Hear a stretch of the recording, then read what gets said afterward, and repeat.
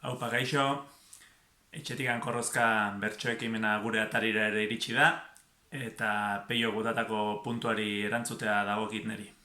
Horrelaxe dio. Garizuma luzean, kale jirak faltan, dakusat zabiltzala leiotik zelatan.